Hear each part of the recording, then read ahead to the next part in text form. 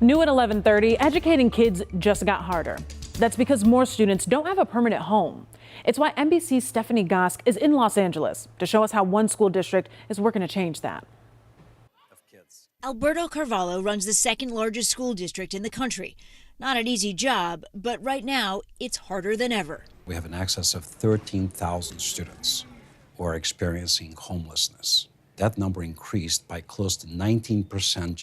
An increase in evictions, higher cost of living, and a migrant crisis, all leading to more students who don't have a permanent home. I actually do believe that the numbers that we are currently tracking are but the tip of the iceberg. Like 14-year-old Vanessa. When we met her in the fall, she was living in interim housing, sharing a converted hotel room with her mother and 10-year-old brother.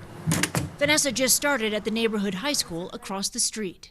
Toughest part of my day is probably leaving my mom, especially since she's still stuck here, but... Why is that the toughest? Do you worry about your mom? I worry a lot about my mom most of the time. Her mom suffered a health scare when the school year began and was in the hospital. Vanessa had to stay home from school to take care of her brother. She worries they will end up in foster care. Vanessa says taking care of her family led her to fail her first semester in 8th grade. Is it hard sometimes to focus on school when so much is going on outside of school?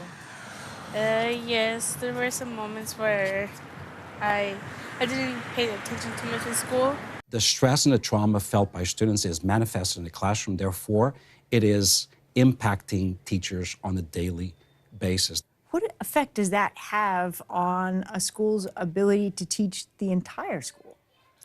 Well, when you have a disproportionate number of students experiencing homelessness, you have to devote resources, special attention, counseling support, mental health support. To help families like Vanessa's, the district has beefed up their parent support systems and before and after school programs.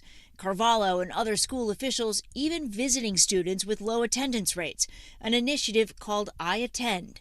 How important is education to break a cycle of homelessness? It's probably the only ticket. And I take myself as the example of that. After moving here from Portugal as a teenager, Carvalho was homeless himself in Miami, where he would later serve his first stint as a superintendent. I remember sleeping under the bridges of Miami, blocks away from the office that ultimately I occupied as superintendent. This is personal for you. It's very personal. Vanessa struggles with the uncertainty. When you look at yourself 5 years from now, 10 years from now, where do you want to be? Well, hopefully out of here very fast, and I have to help my mom out. The family has now moved to more permanent housing, but it is just a first step.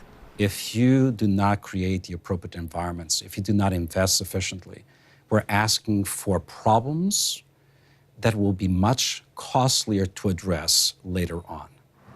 Keeping Vanessa in high school is key, Carvalho says. He hopes the system doesn't let her down. Stephanie Gosk, NBC News, LA. Back here in Charlotte, this is no exception to this issue.